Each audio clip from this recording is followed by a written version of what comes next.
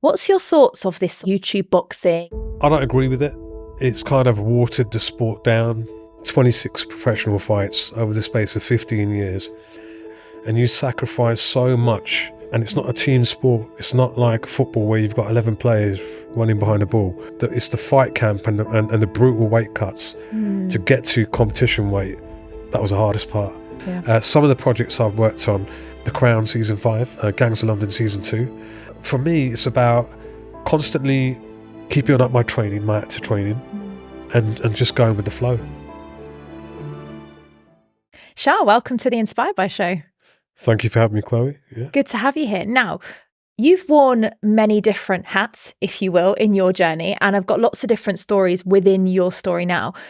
And there's so much I want to ask you when I've had a look about your background and your profiles and things online.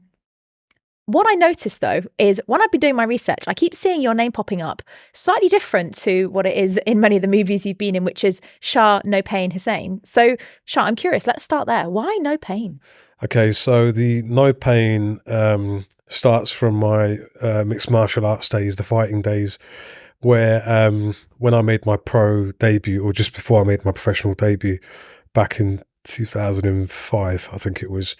Obviously, all fighters have fight names, and me and a friend was kind of saying, "Well, you need to have a fight name." I said, "Nah, do you know, I'm just going to leave it as my name because I've still got to achieve things." You know, he said, "No, but you've got to have it, right?" So, between a few friends of mine, they started circulating some names, and one of them was the Hurricane, which I didn't like because it was way over the top.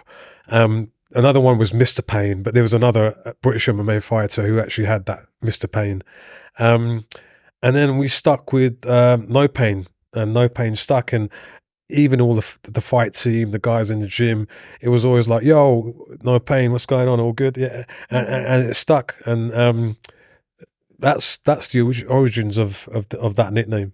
Wow. And obviously you've come quite far from your fighting days, but I'd love to go back there if we can, as to what got you into the fighting world, and tell us a bit about your journey into that. I was a late starter to martial arts. I started kickboxing sort of like 25.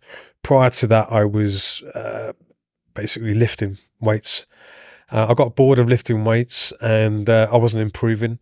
I was only lifting the maximum I could, and then I needed something different. And at that time, I was working sort of door security work, and I realised I wasn't really doing cardio as much. It was all trying to bulk up and look as big and scary as possible. And there was a few altercations we had in the venues where I used to work where I was dragging people out, but I was gassing out my ass. So I thought, I need to do something about this. So then I saw a kickboxing class, signed up to that. Started kickboxing, and then I saw a flyer come through the door, it might have been, and it said David Lee Mixed Martial Arts, and I thought, let me just pop down there. So I went down there, and those guys were actually doing Brazilian Jiu-Jitsu, which is a program which is all ground fighting, and it was running sort of 5-6 days a week. I then signed up to that, and then David Lee, who was my coach, a friend, he then started MMA classes. So I then decided to join the MMA classes. I was really enjoying like the whole element of an all-round style which catered for, you know, real life street fighting. Obviously with MMA, competitive MMA, there's rules, you know, involved. And I just like the whole element of watching that. And when I cast my head back to UFC 38, which took place when the UFC first came to Britain, I think it was in 2002, I was mesmerized by guys fighting in the cage, and it was just so real, and there's something animalistic about it, and it just drew me to it. So when I saw MMA and it's associated with cage fighting, I thought I want to give that a go, and that's where the journey took off. So 2005, started training with Zé Marcelo, Brazilian top team, which then became Icon Jiu-Jitsu, and David Lee MMA in Slough, and 15 years of pain, even though the nickname's called No Pain, but there was a lot of pain involved behind the scenes. Getting punched and elbowed in the face, knee in the head. It took me places, great memories. But yeah, that's the origins of where it started. Wow. And what was going through your mind at that point when you decide to get into it? Because obviously it sounds like you were quite in awe of it, if you will. But, were there ever moments where you're like, what am I doing? Or was there any part of you that was like scared at any point going through that pain? No, I think when you're kind of working in club door security back then, I actually started that career when I was at university, because I graduated from criminology and contemporary culture in University of Manchester Metropolitan, and I started working doors there. And the danger element kind of stuck with me on that end. I had no issues getting involved and not thinking twice before kind of going into altercations and just doing my job. And I think that naturally played into learning martial arts. I was not really being scared, like going first, and if you got twatted later, then asking questions later, like what happened there, So I think that was a natural thing in me from a kid. I used to fight with my younger brother, growing up, as you do. So it stems from there, I think. And then it was this thing of wanting to learn. I always think back and think, as a youngster, I'd always enter all the talent competitions at school as well, whether it was singing a Michael Jackson song in front of like the class assembly or these other talent shows, or doing like a rap contest with some of my schoolmates. So I never had that fear of being in front of people, literally letting them watch me. I didn't care about people's opinions or anything like that. So the thing about with what you're asking was I had no fear. I had no thing about being scared of being hit and hitting back either. So I think I got comfortable with that, and then I decided to pursue it as an art form, as in martial arts. Learn the game, learn the all-round mixed martial arts element of the sport, and then I thought, right, I think it's time to put it to practice, and why not do it in a competition environment? Wow. Yeah. And what was the most stretched you felt in that world? When you were going through your fighting career, what was the biggest challenge you faced? And tell us a little bit about that. I think it's fair to say that every fight was a challenge. That's putting that to one side. The hardest part, I'm going to contradict myself here a little, because the hardest part of a fight camp is the actual fight camp itself, which is 10 to 12 weeks out, going through that same routine day in, day out, training 6 days a week, 1 day off, sometimes 2 to 3 times a day. Your body's going through bits, making weight. If I was to give you an example, I used to walk around about 90 kilos. I used to cut 20 kilo in body weight. I'd have to get down to 70 kilos. So you can imagine, you're basically running on empty. You're putting your body through a lot. So the challenge, answering your question, was the fight camp. The fighting part's the easy part. People might not agree, but it's the fight camp and the brutal weight cuts to get to competition weight. That was the hardest part. And the best thing about looking forward to weighing in was the post-weigh-in meal. Once I've made weight, they say you could eat what you want, and I'm sure my coaches will kill me if they found out, but I didn't care. I'd have to eat a burger, like after I weigh in. I'd have to eat food, but technically we're supposed to like start eating junk again after the fight. But it was just too hard to resist when you've been living off greens and protein twice a day, 3 times a day. But answering your question, the most challenging part was the weight cut and the fight camp itself. Yeah.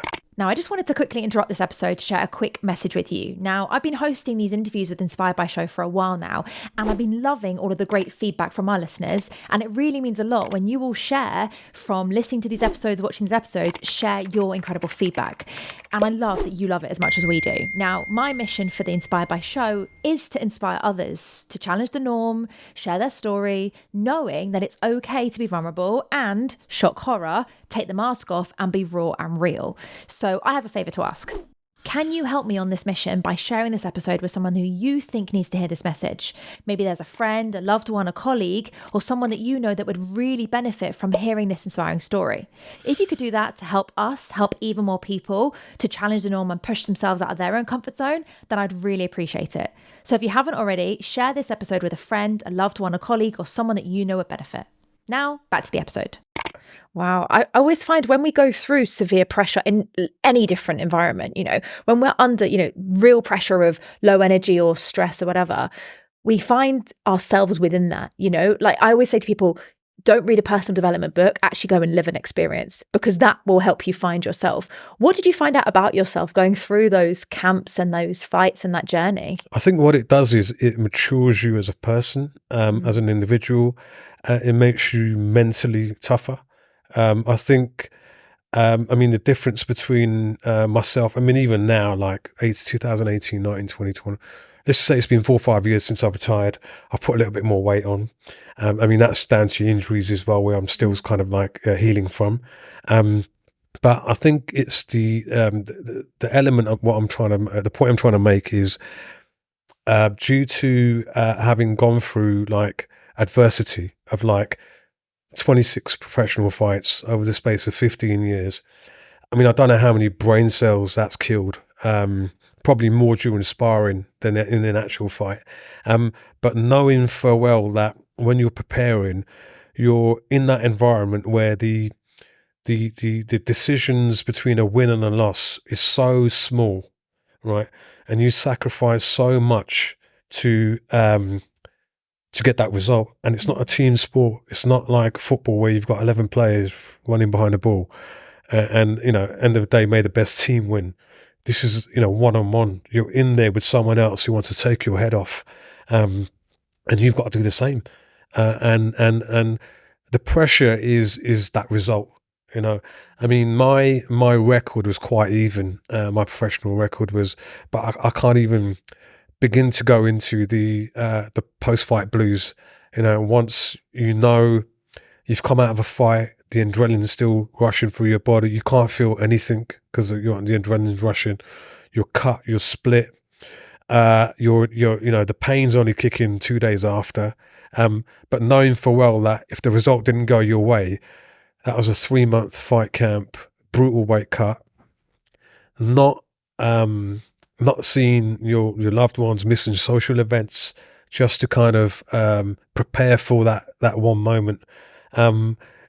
And the pressure to get the win is enormous. It is. It's literally from a flip of a coin. So when you talk about pressure, that's a lot of pressure, and to do it time and time again. And what I do is I think back to just that time when I had my hand raised in the previous fight. That feeling, it's like, it's the best feeling in the world. You can't match it. And it's not that I know, but it's like, say, when you hear about drug addicts who sort of say they get their next hit and they're trying to compare that last high, and it goes that way, except this is the total opposite. It's a different kind of feeling. And that's why that loss, when it happens, doesn't undermine anything. It's like my mind's got to go back to that feeling when I had my hand raised. So that spurs me on, so it's a lot of pressure, but it's an amazing thing when you get that win. Yeah, definitely. And I'm not a massive like MMA or boxing watcher. I do follow a little bit. And I remember sitting down with my partner recently watching some of the fights, and I always think to myself, oh my gosh, like he's a massive football fan. Right. So when we watch boxing, and I say to him, like, these people have given up, like you say, 3 months of their life and body weight and, starvation to some extent, and, pressure and push and, I've seen some people train and they're getting shouted at, like, keep going, you can do this. And then you think, for one moment. Yeah. It's quite surreal. Only fighters know what fighters go through. Trainers know what, the guys are going through. When I say this, I mean it with respect to a lot of people who haven't lived that life won't ever know. So, you have to, respect people. You have to take your hats off to them. You have to appreciate what people go through and put their bodies through, and like I said, put social events behind them, and just to pursue that passion of like wanting to perform, wanting to progress. And I remember like in the early days where it was a case of, when our first few fights, we're fighting in working men's clubs, and the promoters are like, okay, you're fighting, here's your tickets, sell your tickets, half your purse is going to come from your ticket sales. And it's like you're focusing on the fight, and you want to have your family and friends there, but that early days, that's how it was. It was a case of like, right, this is how you've got to get by. You want to get paid, this is how it's going to work. And the people who support you, they will always kind of be there for you, and especially the people who know how much you put in. But trying to get friends to come support me back in my early 2000s, it's like, listen, I've got to sacrifice a night out with the lads. I'm not going to sacrifice a night out with the lads, just to come, watch you fight, right? Because my friends, they're brutal like that, And I'm like, yeah, but there's ring girls there. I don't care, I'm going to be down to boozer. But trying to convince these, friends and stuff back then, obviously the sport moved away on after that, where, you were getting paid proper purses, there was sponsorship involved and stuff. But early days, that's how it was. And then sometimes it used to make you think like, I'm my own salesperson here. Why am I doing this? And again, you talk about pressures, and one thing I forgot to mention is my parents were completely against what I was doing. To the degree that I went through a marriage which kind of fell apart because it's a selfish sport, and when I say you have to be selfish to kind of like stand a chance in there, that's how it is, and my parents are traditional. It was, you're always going to be, the baby of your mum and dad, and my mum would never sleep the night I'd be fighting. She'd be calling my friends up, how is he okay, and that was it. And then they'd be like, Shah, your mum's always ringing, right? I'm trying to blank it out, but yeah, so there's a lot of pressure there. I think the biggest pressure or moment, should I say, was when my mum and dad, they actually came to watch me. This is right towards the end of my career, and it was only because I'd never want them there because of the pressure. And I was at that stage when I was kind of looking to finish up the sport, and I thought, do you know what? They've never watched me fight. Let me invite them. And I'll never forget it because, like, I was in a cage, and my mum, she wore like a traditional pink outfit at that time, and she was sort of, I could see her behind the opponent, right? My opponent. Now you imagine now, this is the first time my parents have come to see me. They disapprove of the sport, full stop, because of the danger element. I could see an old lady behind my opponent. I didn't care about my opponent. I'll be honest with you. I was just looking at her, shaking in my boots, thinking, I have to perform. My mum's here to watch me. My dad wasn't even paying attention because he completely disagrees with the sport. And then my mum I could see her nervous. And then I took that guy out in 20 seconds. Right? And then I was thinking, why the hell didn't I have my mum at every fight of mine? Why did I have to like see out 3 5-minute rounds throughout my career, and when this is the result she could create? But yes, I've had some great memories, and I do miss it. I really do miss it. Yeah. I think you're right though. It's a different level of pressure with different people involved, and sometimes having people that are watching is harder, or it motivates. Now, you've talked there, Shah, about obviously how you miss it and it's no longer what you're doing now. So what happened? Tell us a bit about walking away from it and how it was walking away from something you did for 15 years? Yeah, it was quite tough. As well as, like, obviously family, being married, I've got a lot of friends that were equally kind of like that. I've gone past 35-year age stage. I'm 44 now, but then I was coming up towards the end of my 30s, 37, 38 when I finished up, and I think they collectively kind of spoke to each other, and we went out one night for a meal, and I think they sat me down and said, "Listen, Shah, what you do is great. The amount of support I was getting through bigger networks, people coming to watch me fight, and they were flying out, to Europe just to watch me too.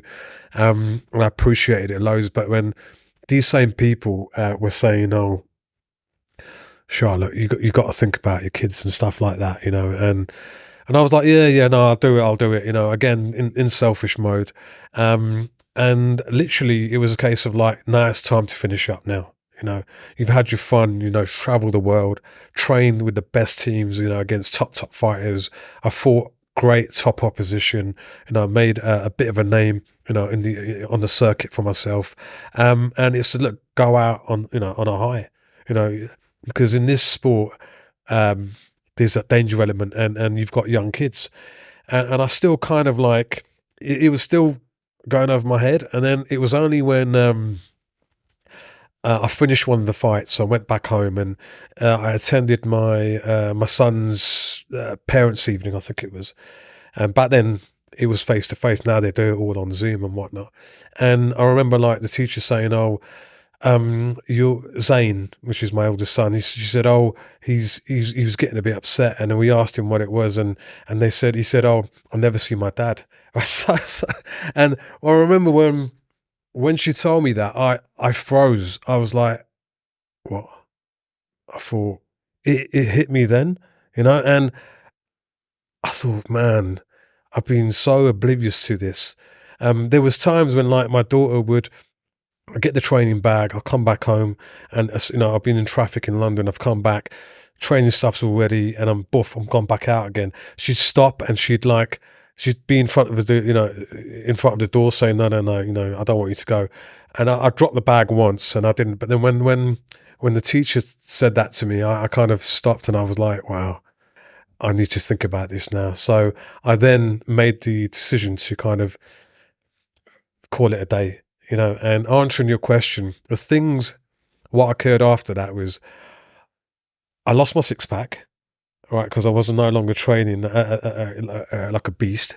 Like a lot of fighters do when they retire, you only got to look at the likes of Ricky Hatton and Prince Nazim Ahmed. He's a prime example. I put weight on, and I've become a fan of the sport. I'll watch it. I can't watch the live events. I have to watch because for most of them are in America. I stay on top of the sport. I've got quite because I'm again, when I say this, it's just purely because I just happen to be at the right place at the right time. I'm the first. What was it? The first professional Pakistani MMA fighter in the world. This is back in the early 2000s. Not that I care, because it doesn't mean nothing to me. It's just I just happened to be doing it at a time, or the only guy doing it at a time when no one else was doing it. And I remember going out, to Pakistan and basically trying to promote the sport out there. And I think there was posters that were put up, and I remember seeing my posters up thinking, wow, this is crazy. Not that, again, like I said, it meant anything to me, but it was quite surreal, meaning you're in a foreign country. But I'd only been back to that country twice in that time, and the posters are up, and then, people were invited to see what MMA was about. And my friend, he put it up in a hotel, and he had the screen up, and we had a lot of people turn up. And then as soon as they saw what was happening, I think a lot of them thought it was WWE, which is all fake. Yeah, as you know, half the people got up and left. They weren't interested because they thought this is dangerous. This is like stuff that could kill us, and they never come back. But there was quite a lot of interest. But going back to the question again, and all these memories, were just memories now. Just thinking back, like, wow, I remember we did this. I remember did that. I remember all the training camps out in Thailand and hurting. And as the years were going by, I couldn't recover in between sessions. That's when I thought, you know what, it's time now to your body's telling you something. And when I was in fight camp, I'd never call home because I was just busy all the time. I'd make the odd phone call home, a video call and whatnot. At this time, I was calling home every day, right, talking to the missus, and she's like, "What's wrong? Something not right here." I'm like, "What do you mean?" Because you never really call home. Yeah, I said, yeah, I know. And then put the phone down. I'm thinking, can't recover in between training sessions. You got younger guys who are trying to take my head off, right? And the body's not recovering, right? It's time, you know. And then I thought, right, I'm going to have one more fight and call it a day. And then that was it. So it's life before and life after have been quite different. Wow. What did your wife say? What did your family say, your parents say when you came back and made that decision? Oh, they loved it. It was like it was all their Christmases and Eids and whatnot all in one. It was almost like they had me back again, like back. Imagine like you miss like social events and stuff like that. Or even if I was present, you know, I'm stick thin. All I'm drinking is water. I'm just, you know, bits of chicken, no cake. You know, it was horrible. It really was. It was like I was there, but I wasn't. You know, and I'd always opt to be the guy behind the camera because I didn't like to look at myself on camera because I was like, my face was gaunt, cheekbones sticking out. You know, there was a lot of weight to cut, and I didn't feel right. So they were happy. They were glad that they kind of had me back again, and I was back just being myself again. You know, like being able to eat, not care about cutting weight anymore, and it was great. It was great. It was nice to not have to worry about being on the scales like twice a day, you know, and that's a lot of pressure. But yeah, they were happy. Yeah. And how did you handle that? Because I can imagine, Shah, from being so focused on one result, you know, and and also your routine, right? It was almost like 15 years is a long time to be brought into a process. Was there ever a point where you're like, what now? Like, I've got no structure. I've got no discipline to some extent. Yeah, it normally after a fight, we'd have a week off just to heal up with any injuries. If the injuries were worse, obviously we'd have to take a bit. But normally it was a week off, and the difference between a picture just before I was going to get on the scales to a week later.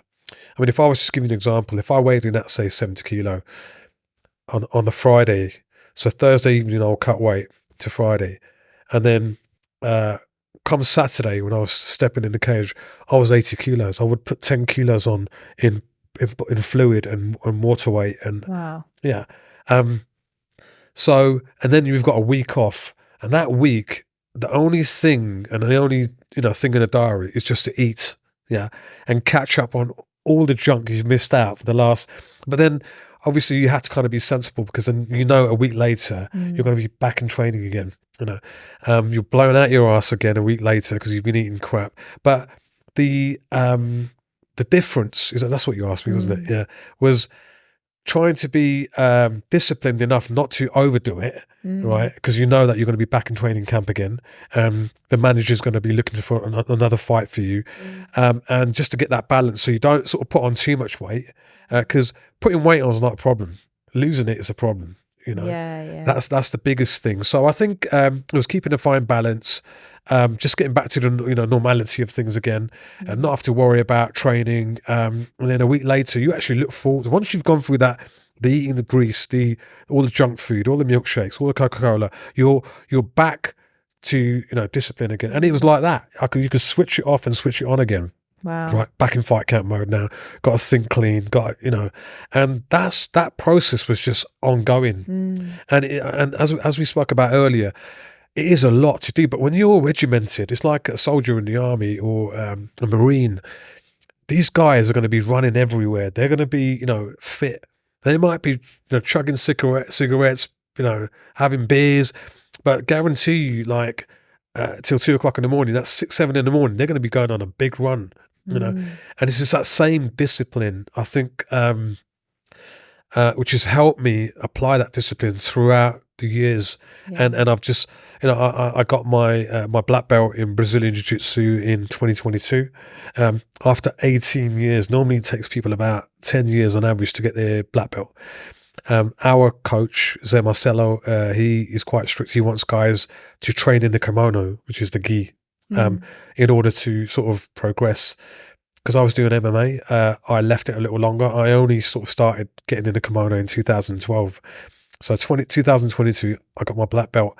But that was purely down to, because it's a lifestyle. You go and train, and you progress, and before you know it, you've gone from white belt to black belt. So the discipline I've gained from this sport has been amazing, and again, when I look back at the early days of like growing up, it was almost a case of always be the one that wants to do, the beatboxing in a rap contest, or dancing to Michael Jackson, or to martial arts. So you go from performing arts to martial arts, and now with whatever I'm doing now, the artistic qualities have always been there. Yeah. That's something that I was going to ask you about, because I noticed that with getting to know you and even just researching you, you've always had that arts throughout. And, and I'm not talking about in the traditional sense, you've always been in some sort of art of some sort. So, you've now left the fighting, you're still doing, your martial arts, and that's slightly separate. But where did performing arts come back into your life, and how now? Because obviously, for anyone that doesn't know, you're obviously very much into the acting world. So how did that pivot sort of come about? During lockdown, when everything kind of closed up, the world shut down, back then, there's a friend of mine who I was just talking to, and he's an actor, and he was kind of like doing jobs abroad and whatnot. And he spoke to me, sort of said, "Oh, Shah," he goes, "why don't you give it a go?" I was like, "Nah," I said, "Look," I'm grey, I'm too old for this, And he's like, no. He goes, "You don't understand." He goes, "It's a lot more difficult for these young actors because there's more competition." Right? That was true to an extent. And then I thought, okay, so I saw something online, and because obviously everything started on Zoom back then, and there was like a taster class, which I can't remember the company it was, and I went with that, and they wanted you to perform like a monologue. And I did so, and I sent it to him. I said, "Look, give me your opinion. What do you think?" And he sort of said, he goes, "That was really good, I thought, yeah, right. But I left it. And then I saw like there was obviously, I researched the industry, because I thought, you know what, if I'm going to be serious about something. So I spent about 4 or 5 weeks, believe it or not, just researching, just seeing, what the industry was like. And then obviously the whole thing came up about what's going to happen in the future. And then, so April 2020, I started researching, and then I jumped onto a 3-year acting course with a company called the Acting Academy, which is run by Mark Pegg. Mark Pegg played Alfie Kane in EastEnders back, I think it was in the 90s. He was a gangster, and so he's obviously teaching acting now. That was mainly online, and it was workshop based. There was no workshops then because of COVID, but so all of it was online. So I'm doing these lessons online and practicing, voice, breathing. The breathing I'm still trying to work on, because I'm due an operation on my sinuses, because I had my nose broken twice when I used to fight. So that part of it I struggle with sometimes, hoping to get that fixed. But anyway, the point I was making was, it's a 3-year course. I stayed on it beyond the 3 years because I loved that camaraderie of being involved in a group where, things are always being shared, so I can always constantly learn. It started there, and then obviously I needed to get footage, so I got in contact with a few showreel companies, and just to sort of like be able to showcase my work.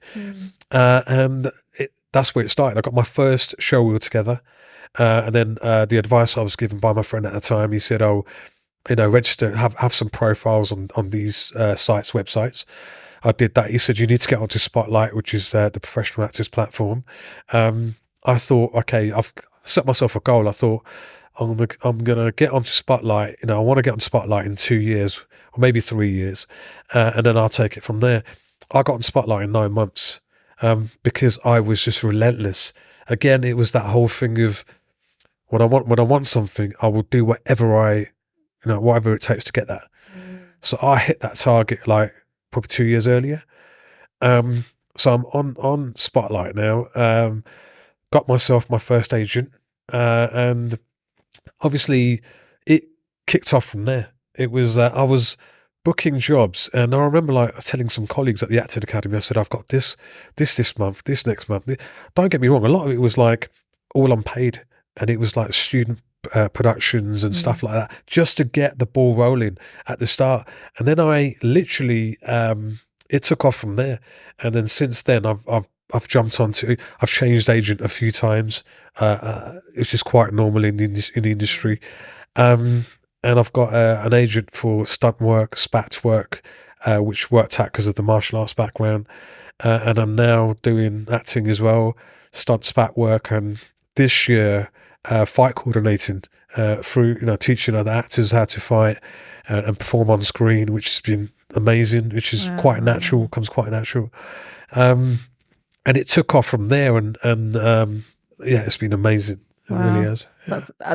That's fantastic though, Shah, because you can see the similarity, right? Like the discipline, the resilience. Like a lot of people, and I'm not saying this about actors, I don't know any actors personally, but could be there going, it takes 2 to 3 years, so I'll take 2 to 3 years to get onto spotlight. Actually, you're there like, no, I'm going to do it this way, faster, in ways that felt right to you because of your character traits. So for us to sort of see how this has played out, tell me about some of the acting you've done. Is there anything that we would know of or spot you in? Yeah. I mean, when you spot me in, sometimes that might be a bit difficult because it was a combination of acting and stunts. Okay. So some of the projects I've worked on, The Crown season 5, I worked on that.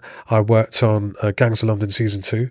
I worked on Slow Horses season 3, which has just been released now, with Gary Oldman. I worked on a lot of independent stuff as well. I worked on a film called Morris Men, which is coming to platforms, video platforms very soon. I've just finished filming a South Asian gritty crime drama called Never Had a Chance, which should be released early next year. It's going to hit the big screen. But for me, it's about constantly keeping up my training, my actor training, auditioning, and just going with the flow. I don't rule myself out for anything. There might be people who might just stick to screen acting. I can't actually wait to jump on a theatre gig because it's something I've not done. Because they say screen acting is small. It's there and you deliver to dialogue. Theatre is big. It's out there. I've never done big work. I've never spoken to the person right across the room. But it's a tick box which every actor has to do is theatre. Normally people start off in theatre and then move into screen acting, but my background has always been screen acting. And now doing that voiceover work, that's an option for me. I've been told I've got a nice voice for radio. I'm not sure about that, but there's so many more options now. And obviously, because that's another one of the questions what I said to my friend back then. I said, but it's going to be hard trying to get onto the big screen. And then that's when he sort of said, but do you not realize there's things such as Netflix, Prime, now everything's all coming out on there, and there's so much more options now for actors to sort of showcase their skills. Not everything comes straight to the big screen. Sometimes it gets straight on. Like I worked on Netflix's Red Notice. And that was a great scene. My scene in that was with Ed Sheeran, which is very, it was good fun. But yeah, it's just been crazy, and to the degree where I'm constantly auditioning. I love not knowing what's going to come next. I've already got a few projects in the pipeline come early January, and yeah, it's great, and I love it. It's something which has kind of taken over. But again, like you said, the elements of martial arts to the performing arts. So that's the background and how it's happened. Yeah. I think it's so inspiring though, because some people feel like they're attached to one career for the rest of their life. I remember when I was brought up, and I'm not saying my parents were ever telling me you had to do one thing, but all my family members had one job, like one career. And I think sometimes we can almost feel like we're failed if we can't carry that on. But I love the fact that you've proven that you can bring different skills into different parts of your life. And also now, I'm assuming, but your family are probably a little bit happier that you're in a much safer environment. Although stunts, maybe not so much. With this, a lot happy. There's no complaints there. I think with the stunt side of things, with the stunt side, there's the British Stunt Register. That's what everyone wants to get onto. If you're on the register, you're going to be doing all the top jobs. But to get onto the register is one thing. The register is one thing, but getting onto it is another thing. I mean, 6-7 disciplines in different areas, all at instructor level you have to hit before you get on there. having a background in martial arts, I ticked the boxes in one or two of them. I started doing rock climbing, which is one of the things. There was gymnastics, there was driving, and I had goals to kind of like, I thought I'm going to do both. But then I was spoken to by my peers, and they said, "Sure, you need to be realistic. You know, I mean, we know you can do these things, but if you want to be an actor, no one's ever going to take you seriously as if you're a stunt guy. You have to be one or the other." It doesn't. Yeah, I think there's only a few examples of like people who have crossed over quite well, and oh God, Scott Adkins. You know, yeah. So he's a prime example. He started off as on Jackie Chan's stunt team back in the day, and then he's moved into movies now. But even then, he still won't get the big roles because he's known more as a stunt performer. So I was told, you got to pick a side. When I was training for the register, I realised that my body wasn't holding up as it used to. So it wasn't, you know, cashing those checks. And I thought, you know what, I have to make a collective decision. And I decided to kind of stick to the acting. But luckily, because of the skill set I have, I was still picking up stunt work, which is great. And some of it might have to do with the fact that since the whole George Floyd thing, the industry is trying to kind of like regulate to the degree where if there's an actor, you know, of colour, if that's the person in the script, you have to use an actor of colour.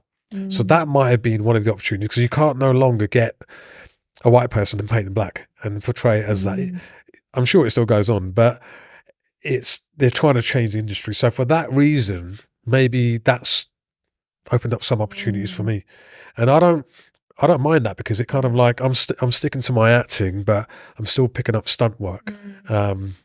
So yeah, it's been awesome. Yeah.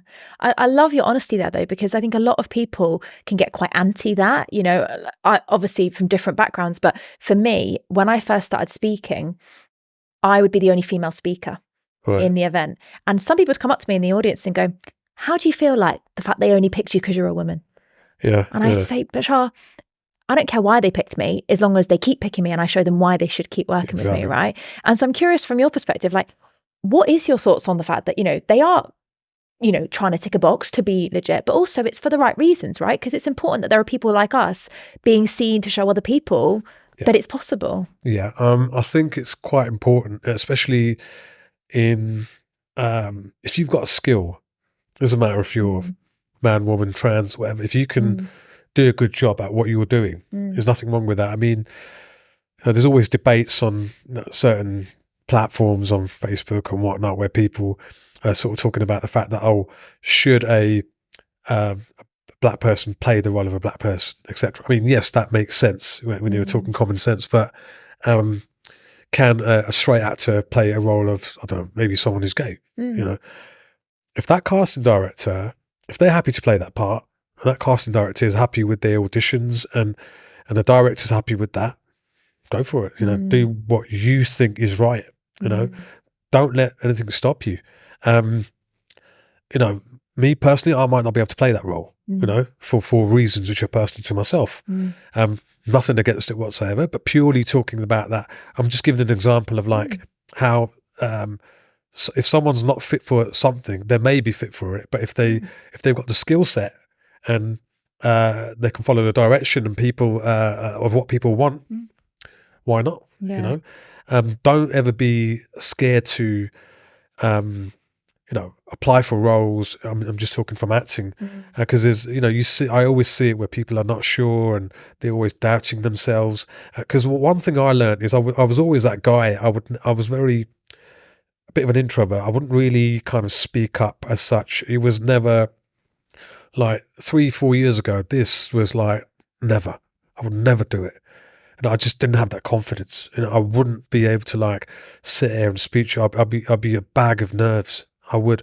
But the last 4 years since being in the profession, I suppose I tell a lie, because in a way, sometimes I was interviewed immediately after a fight, and I'd have to hold my own together. But I'd just about get through that. But yeah, I wouldn't be able to do this. But the point I'm trying to make is people should like really open themselves up to like a lot more. Hence the reason why I won't rule out the fact of auditioning for commercials, as I have done this morning. Theatre, voiceover work. It's such a big world out there, and if you're not going to celebrate your small successes, people won't know. No matter what you've done or you are planning to do, shout about it.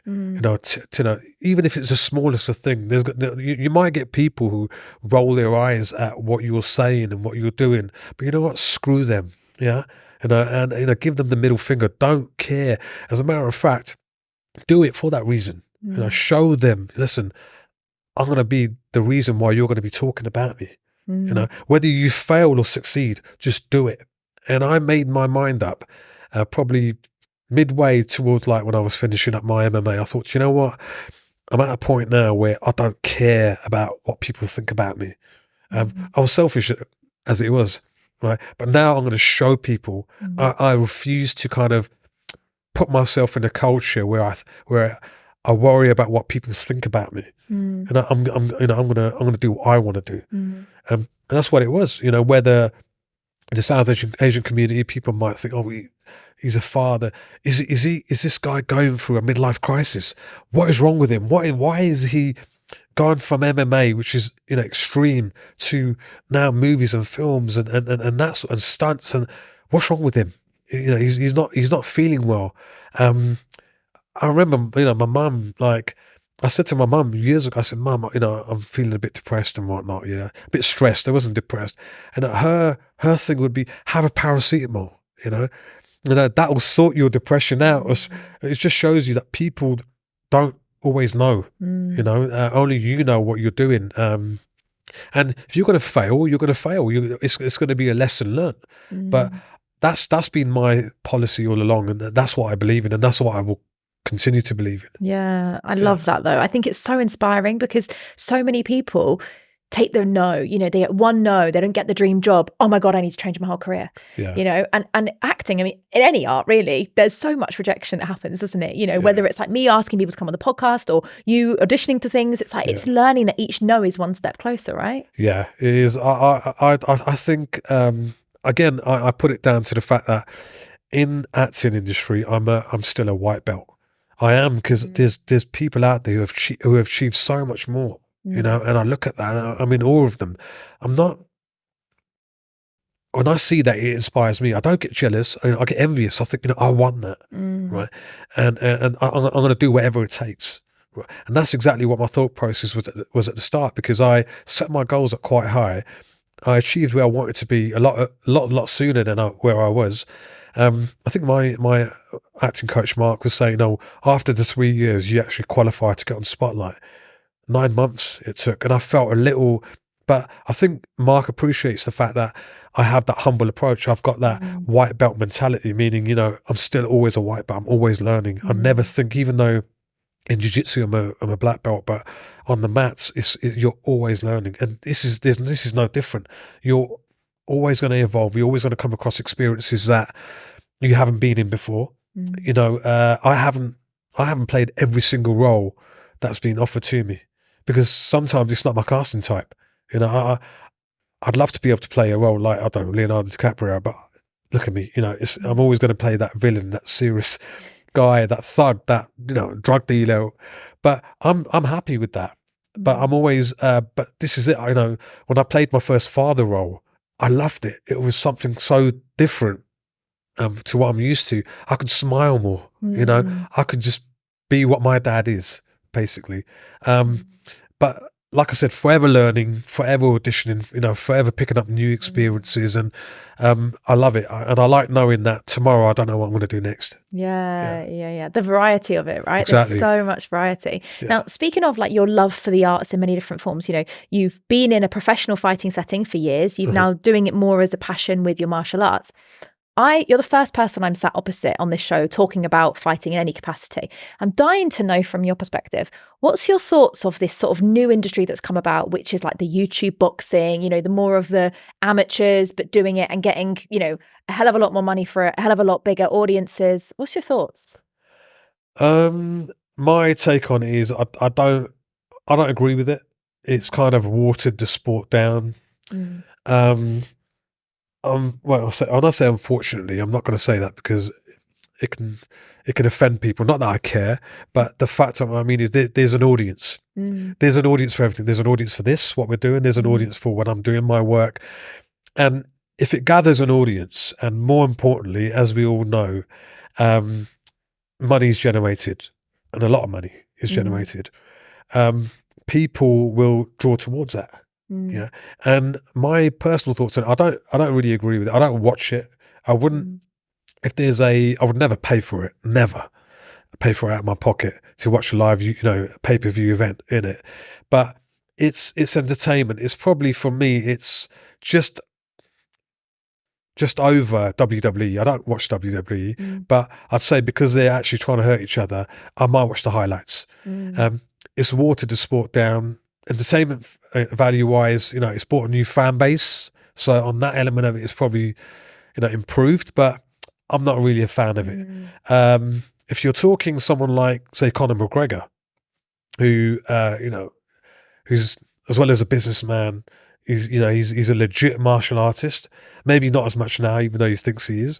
But that guy, he took our sport, MMA, to another level.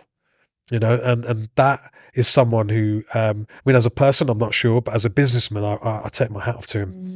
And when you look at it from that context, Jake Paul, Logan Paul, KSI, whoever these guys are, I didn't even know KSI was before he started fighting. I swear to God, I didn't. I still don't know a lot of these new artists and whatnot. It's only when they've been brought into the limelight. And they haven't got the basic skills. You can tell the difference between a boxer who's been doing boxing since he was 11 or young age to a guy who's just picked the gloves up and you can tell. And the only thing that's kind of worries me is that these guys, they might be getting the results in terms of fighting wise, but it's a sport, it's a contact sport. And at the end of the day, you have to kind of cut weight to a degree, and there is that danger element of it. Because personally, I think boxing is more dangerous than mixed martial arts because of the amount of strikes you take to the head constantly. Brain damage. There's been loads of examples of people who have suffered and passed on, unfortunately, because of it. But answering your question, I'm not a fan of it. I'll probably watch highlights of it if I do, and the after interviews are so cheesy. I can't. I have to switch off.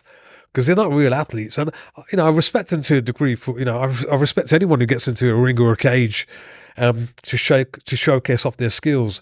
But it's a lot more about clicks and likes, and that's what generates the money. Look, I'm one to talk because when I said to when I asked my son about 3-4 years ago, I said, "What do you want to be when you grow up?" And he said, "A YouTuber," and that broke my heart. Because when I grew up. When my dad or my mum used to ask me, it was always a policeman, a doctor, a lawyer, and I thought, really? And then I thought, you know what? You might be onto something there because he might make more money than a doctor does in a year. So like I said, the age has shifted, things have moved on, and entertainment is not it's not what we used to think it is. It's entertainment is different now. And there's different audiences there for different markets. So yeah, but I'm not a fan of it personally. Yeah. I think that your honesty though, and it's really interesting to hear your son say that though, because he's also seen you in many different spotlights, not as a YouTuber, obviously, but he's seen you, dedicate your life to your arts, and that may be now his art, Yeah, I mean, him and my daughter, they did say, "Oh, Dad, you've only got 10 followers on YouTube." I'm like, I thought, okay, I don't care about that, It's and I think what they buzz off is the fact that they can share it with their teachers and their friends, and they've known, oh, your dad's a cage fighter, their kids, they love that, and I think on one of my profiles online, it sort of said on there, oh, married and got 3 kids, and got the name of my kids there, so they're forever like googling their own that profile and showing their friends, I look, we're on YouTube, and not on YouTube, we're on Google, and it's such an innocent thing to do, but it's on that element of it, I think we're all here to leave our mark some way, shape or form. whether we mean to do it, whether we don't mean to do it. For me, it was like, more like martial arts and whatever comes with it. And if my children can take away some of that discipline and apply it in their lives, I'm more than happy with that. Yeah. Now, you mentioned that we're all here to leave our mark. I'm curious, Shah, who's left a mark on you and sort of helped you along your journey? There's no one set person. I think it's got to come down to a few figures out there. Not all sportsmen. I think certain figures in history, like Malcom X, freedom rights movements, Muhammed Ali, sportsman, Khabib Nurmagomedov, MMA again. And I think what it is it's the thing of having more than just being sportsmen. Having being able to impact people from all walks of life, whether it's to do with like fighting for rights, racism, being accepted. Their battles weren't just in the ring or the cage. It was way beyond that. Again, like going back to Malcolm X, I actually did a monologue of Malcolm X from the movie, Denzel Washington's monologue, and I had very good feedback from it. But again, it just shows that throughout the course of history, there's been people who have like gone out of their way, sacrificed a lot for other people, I don't care what people think, but even people like Jeremy Corbyn, I'm a fan of his. People who speak the truth. And people who, where the bigger, powerful people are trying to stop them talking, the people who actually speak out and have like half the world against them for their opinions. So the few people I've mentioned are just like the people on top of my head. But every single day, there's people who leave a mark, on me. There's people who, if you talk about in current situations, like what's going on in Palestine, in Gaza, those people they really they make you realize what real is, like with what they're going through. We think we've got problems in this country, and you've only got to look and listen to what's going on out in that country to kind of work out what humanity really is and who we should actually have as our role models. We should be able to pick. And not based on looks or money or how many followers someone has or how many likes they get. Look at what they're saying. Look at the message they're trying to give. Look at that and take it on board. More importantly, step away from that bubble we bloody live in, and look at reality for what it is. We talk about politics all day long, but again, a lot of people, I think, are blind and are just sheep in following a lot of the wrong role models. I think you've got to look at and like they say, criminals don't wear tattoos; they wear ties, and I believe that. I really do. And I just pray that the world we live in at the minute becomes better. And I think we need better role models for that. And the more people that kind of speak up about truth, with what's going on in the world, I think they're the sort of people we need as our role models, and they're the people we need to look at who leave marks in our lives. I couldn't agree with you more. And I think the world we're moving towards now is with platforms like podcasts and YouTube and so on, it's allowing people who wouldn't normally be seen, to become role models, which has been really amazing. And one of the reasons I created this show. So Shah, it's been amazing having you on the show. It's just been so refreshing to talk to someone from your experience, from your background, and for the journey you've been on to come on and speak so openly about it. So thank you so much. It's been incredible. It's been great. No, thank you for having me, Chloe. I appreciate it. Now, we have a tradition on the show. So I've got one last question to ask you before we wrap up for this episode. So who do you know has an inspiring story that you think we should have on the show next? If I was to name someone who's got an inspiring story, it's a gentleman by the name of Adel Malik. He's also an actor, and he's a wrestler as well. And he's one guy who's got a story and a half to tell. I think if he was given the opportunity, he's a character as well, and he has my respect. So I think he'd be a great guest. Yeah, Wow. Adel Malik. Yeah. Thank you so much, Shah. Well, I'll definitely be grabbing his details from you and getting him on the show next. No, 100%. Thank you so much. No, my pleasure. Thank you for having me, Chloe. It's been great being here. Well, let's make sure it's not the last time. Nah, it's all right. Yeah. Thank you so much, Shah. Now, guys, what an amazing episode that has been. I don't know about you, but I've been so inspired by so much of Shah's story, even just talking about his experience in fighting, right on to acting, and all the way through the arts. Now, as you usually do, if you haven't already, make sure that you share in the comments what has been one of the biggest, most inspiring moments you've taken from Shah's journey. What is something that can inspire you on your journey in whatever you're working on at the minute? And if you haven't already, no matter whether you're on Apple, Spotify, or YouTube, make sure you leave a comment below and subscribe to the show so you don't miss out on our next inspiring guest. I'll see you next week.